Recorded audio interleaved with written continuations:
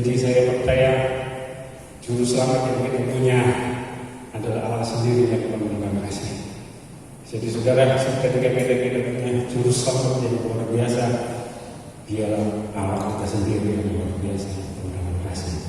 Mari kita baca dari Yohanes 3 ayat 16. Lalu kita sambung mengikuti Filipi 2 ayat 7 sampai 8. Ya, kita baca dulu Yohanes 3 ayat 16. Karena begitu besar kasih Allah akan dunia ini, sehingga Dia telah mengaruniakan anaknya yang tunggal, supaya setiap orang yang percaya kepadanya tidak binasa, melainkan beroleh hidup yang kekal. Sambung dengan Filipi 2 ayat 7 sampai 8. 2, 3. Melainkan telah mengosongkan dirinya sendiri dan mengambil rupa seorang hamba dan menjadi sama dengan manusia, dan dalam keadaan sebagai manusia ia telah merendahkan dirinya dan taat sampai mati, bahkan sampai mati di kayu salib. Amin. Oleh sebab itu saudara, saya senang pada pagi ini kita boleh belajar kebenaran ini, sehingga kita begitu yakin bahwa Allah kita sendiri yang menjelma menjadi manusia itu adalah juru selamat dunia yang tidak ada duanya di dalam dunia ini. Tidak ada duanya di manapun juga. Nah saudara, kita melihat salah satu tujuan kenapa Allah itu datang kepada kita di dalam dunia itu menjadi manusia yang bernama Yesus Kristus. Nah salah satunya saudara, kita harus paham kenapa Dia Allah sendiri, tetapi kenapa Dia juga harus menjadi manusia. Nah, jadi kita harus paham Allah sendiri yang turun ke dunia di dalam Yesus Kristus adalah untuk menggenapi hukum Taurat. Nah saudara, yang pertama ini akan berkaitan selanjutnya dengan penebusan kita, karena tujuan salah satunya mengenapi hukum Taurat atau menjadi pelaku yang sempurna dari hukum Taurat. Nah, ini yang perlu kita pahami. Ya, kita buka Matius 5 ayat 17. Ya, kita baca sama-sama 2, 3.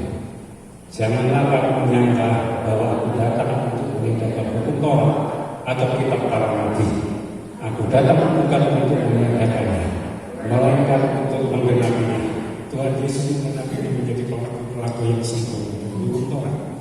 Karena Alkitab mengajarkan kepada kita, firman Allah mengajarkan kita bahwa tidak ada seorang pun yang bisa, tidak ada seorang manusia pun yang bisa menjalankan kehidupan atau menjalani hukum Taurat dengan sempurna. Jadi kesimpulannya, Yesus Kristus adalah Allah sendiri, Allah yang Maha Kuasa yang menjadi manusia. Dialah yang mampu satu-satunya. Ada orang juga mengatakan kepada saya, Pak Paulus, apakah karena Yesus itu lahirnya luar biasa, tidak berbapak? Iya, saya bilang. Lalu dia menjadi orang yang ditinggikan. Padahal Adam itu jauh lebih luar biasa. Dia tidak berbapak dan tidak beribu, tetapi dia tidak menjadi juru selamat. Kalau saudara harus tahu bahwa Adam itu manusia dan dia menjadi dalam dosa, maka dia tidak layak menjadi seorang juru selamat. Tapi Yesus berbeda. Yesus adalah Allah sendiri yang menyediakan jalan bagi umatnya supaya dia tidak kehilangan hidup yang kekal. Mengapa harus Allah sendiri menjadi seorang manusia untuk menjadi juru selamat dunia? Nah ini kita melihat kenapa? Kenapa tidak malaikat? Mungkin kita berada-ada. Tapi saya akan katakan sekali lagi sesuai dengan firman Tuhan. Jika bukan Allah sendiri, maka nilai pengorbanannya tidak akan memadai dan meluaskan kebutuhan Allah. Kita melihat ini satu kebenaran, saudara. Itu kenapa makanya Allah sendiri harus jadi manusia yang menggenapi hukum Taurat, karena nilai pengorbanannya memiliki efek yang sungguh sangat luar biasa, sehingga nilai pengorbanannya bisa meliputi pengudusan bagi seluruh manusia di dunia ini yang percaya padanya. Amin. Jadi nilainya itu yang luar biasa. Karena di dalam kitab Ibrani dikatakan, kalau zaman dulu itu hanya bayangannya, maka Taurat itu adalah bayangannya, dan sekarang inilah Yesus itu yang sebenarnya. Pengorbanan yang dulu-dulu itu cuma bayangan. Pengorbanan yang dulu-dulu pakai kambing, domba, sapi, itu tidak sama sekali menghapus dosa. Tetapi itu menyadarkan setiap umat yang datang bahwa dirinya di dalam dosa, karena dia harus menyembahnya berulang-ulang setahun sekali kepada Allah. Jadi untuk menyadarkan bahwa manusia itu tidak bisa dihapus dosa. Dan Yesus cuma sekali mengorbankan dirinya untuk selama-lamanya. Itu sebabnya sekarang saudara tidak dituntut lagi mempersembahkan kepada bakaran.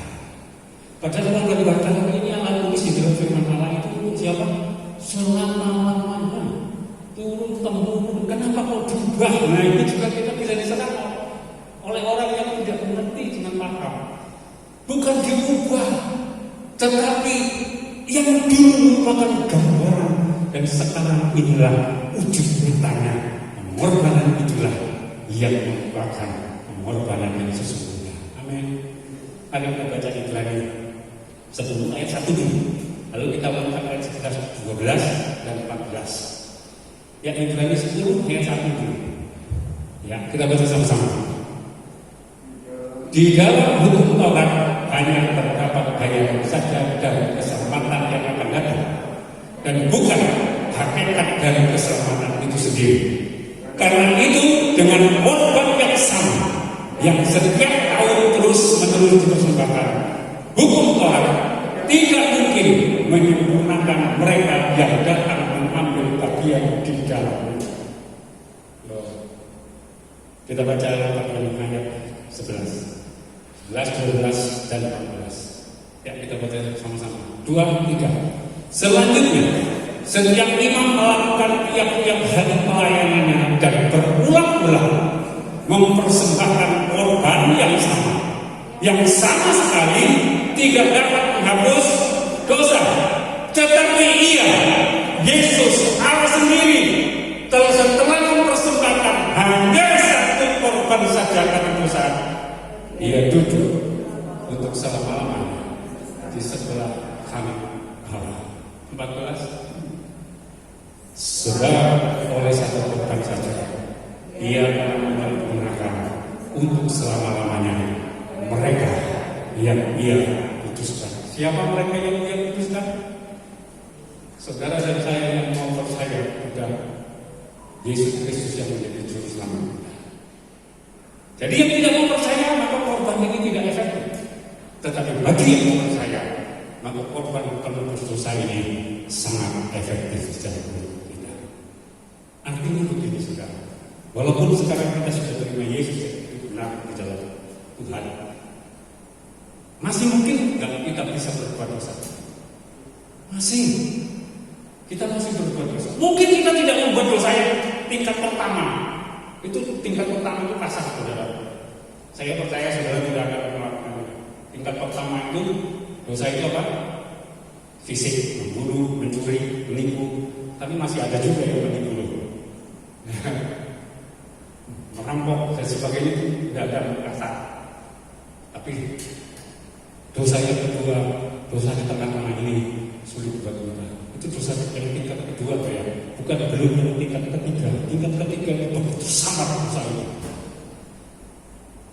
Dosa itu sehingga kita sulit membedakan. Dosa yang tingkat kedua adalah dosa ini sulit juga dilihat oleh orang. Dosa kesombongan, iri hati, itu dosa yang tidak bisa dilihat.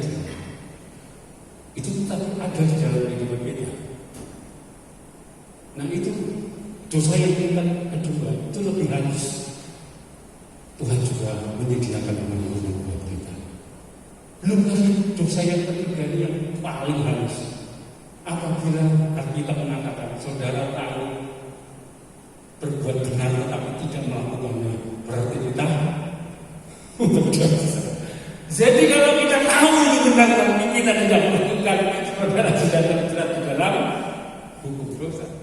Berarti dosa yang paling halus itu ada di motivasi. Saudara boleh melayani Tuhan, tetapi jika pelayanan Tuhan dengan motivasi yang salah, itu tidak sama dengan kalau saudara melayani Tuhan dengan motivasi yang benar. Amin. Bagaimana seorang yang percaya, yang sudah mendekat oleh Yesus Kristus harus hidup di dalam dunia ini. Amin. Itu penting bagi kita. Setelah kita mengetahui bagaimana Allah yang kita percaya, sekarang kita harus melihat bagaimana kita harus hidup setelah hidup kita dipulihkan oleh Tuhan Yesus. Nah, saudara, saya memiliki satu kisah di dalam Lukas 17 ayat 15 sampai 16. Mari kita buka bersama-sama Lukas 17 ayat 15 sampai 16. Iya, demikian 2, 3.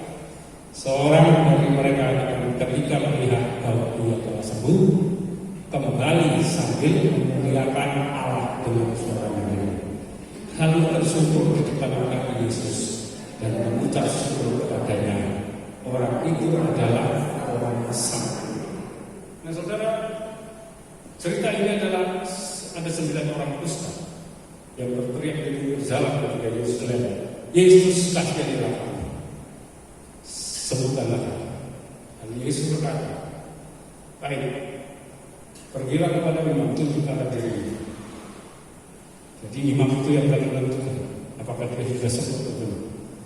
Tetapi di tengah perjalanan mereka menyadari bahwa mereka telah sembuh. Tetapi hanya seorang pun kembali kepada Tuhan Yesus. Nah, saudara, hanya seorang yang kembali kepada Tuhan Yesus. Kenapa? Karena dia merasa bersyukur, dia berhutang kepada Tuhan Yesus yang telah memulihkan hidupnya. Maka dia kembali kepada Tuhan, tersyukur di kakinya. Pertama kali dia mengucap syukur. Yang kedua, dia memuliakan Allah. Dia memuliakan Allah di dalam perkataan dan perbuatan. Lebih gampang memuliakan Allah di dalam perkataan kita, saudara. Benar ya? Daripada di dalam perbuatan kita. Tetapi Allah ini dimuliakan juga di dalam perbuatan saudara. Oleh sebab itu, Allah sangat senang ketika saudara hidup benar di dalam Allah. Dan inilah reaksi kita, hidup kita harus seperti ini. Kita bersyukur, tersyukur dari Allah. Dan kita mengucap syukur karena hidup kita dipulihkan. Mari kita lihat Lukas 17 ayat 19. Lalu ia berkata, siapa yang berkata? Tuhan Yesus. Lalu ia berkata kepada orang itu, berdiri dan pergi. Gimana telah melakukan itu? Apa perbedaan? 9 orang kusta tadi memang sembuh, tetapi dia tidak mendapatkan keselamatan. Amin. Tetapi berbeda dengan dia, orang yang merasa dirinya sudah dipulihkan dan datang kepada Tuhan, mengucap syukur, mengucap terima kasih, memuliakan Allah dalam hidupnya. Dia Tuhan mengatakan, pergilah. Imam telah menyelamatkan jiwamu. Sekarang ini orang kusta tadi dari Samaria ini mendapatkan 2 berkat ganda. Amin. Bukan hanya kesembuhan fisik, tetapi dia juga menerima keselamatan jiwa yang tidak dimiliki oleh 9 yang lain. Betapa luar biasanya. Oleh sebab itu, saya pada mengatakan, jangan pernah sia-siakan hidup yang Tuhan berikan buat kita selagi kita masih bisa bernafas. Amin. Mari kita memuji Tuhan, memuliakan Tuhan dalam hidup kita, dalam perbuatan dan perkataan kita, dan kita tetap bersyukur. Walaupun kondisinya mungkin tidak sama dengan apa yang kita rasakan, tapi kita tetap bersyukur bahwa Allah itu adalah Allah yang mulia. Berikutnya, orang yang telah dipulihkan hidupnya oleh Yesus Kristus harus memiliki perubahan hidup yang mendasar. Itu perubahan hidup yang mendasar itu sangat penting bagi orang yang telah dipulihkan. kehidupan yang mendasar, perubahan itu harus ada di dalam kehidupan kita. Kita baca coba pengalaman seorang Sakyus, seorang yang dianggap orang berdosa oleh bangsanya di Israel. Kita baca Lukas 19 ayat 5 sampai 10. 2, 3. Ketika Sakyus sampai di tempat itu, ia melihat ke atas dan berkata, Sakyus segera turun, sebab hari ini aku harus menumpang di rumahmu. Lalu Sakyus segera turun dan menerima Yesus dengan sukacita. Tetapi semua orang yang melihat itu bersungut-sungut katanya, ia menumpang di rumah orang berdosa. Tetapi Sakyus berdiri dan berkata kepada Tuhan, Tuhan, setengah dari milikku akan kuberikan kepada orang miskin, dan sekiranya ada sesuatu yang kuperas dari seseorang, akan kukembalikan berapa? 4 kali lipat. Saudara, kita baca berikutnya, kata Yesus kepada-Mu, hari ini telah terjadi keselamatan kepada rumah ini, karena orang ini pun anak Abraham, sebab anak manusia datang untuk mencari dan menyelamatkan yang hilang. Saudara, Sakyus menyadari di dalam lingkungannya dia terkenal sebagai orang berdosa, sehingga orang bersebut-sebut ketika Yesus mengatakan dia akan tidur menumpang di rumah Sakyus. Tetapi di sini kita melihat perubahan yang luar biasa. Perlawanan Tuhan telah mengubah kehidupan Sakyus. Saudara, saya tahu kalau Sakyus pura-pura, Yesus tidak mengatakan kalimat ini. Hari ini telah terjadi keselamatan, karena Yesus tahu setiap hati orang. Amin. Ini ketulusan Sakyus.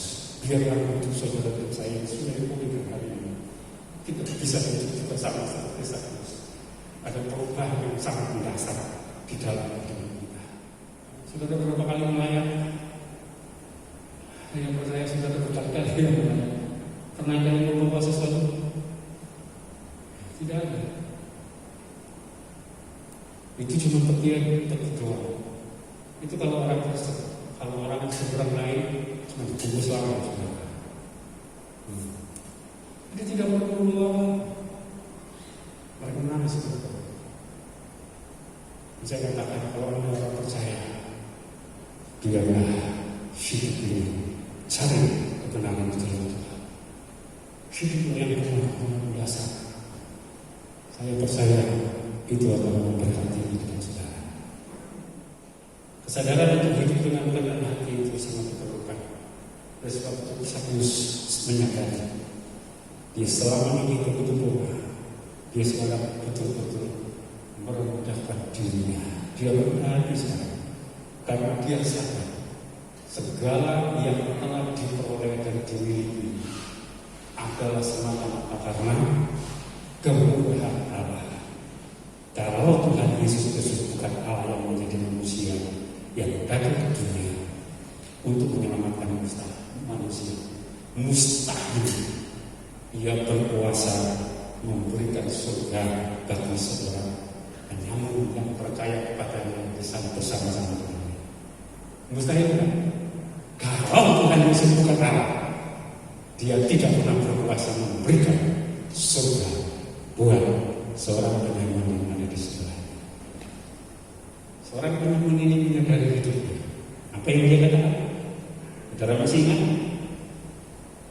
Yesus tidak buru-buru sih perkataan. Apabila engkau sudah datang sebagai raja, ingatlah akan aku. Saudara tidak buru-buru ya. Semuanya mengizinkan Yesus. Hanya penyamun satu ini yang percaya di tengah-tengah situasi yang tidak ideal.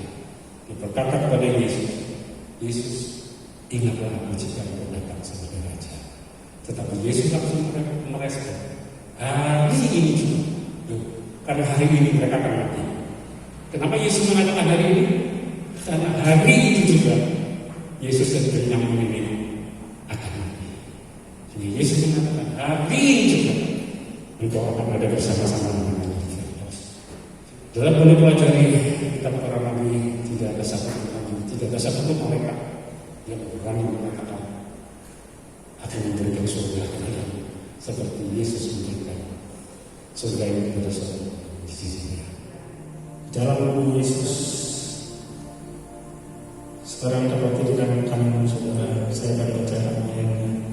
Dan ketika mereka sedang makan, Yesus mengambil roti, mengucap berkat, memecah-mecahkan, lalu memberikan kepada murid-muridnya dan berkata, ambillah, makanlah, inilah tubuhku, di dalam nama Tuhan Yesus Kristus.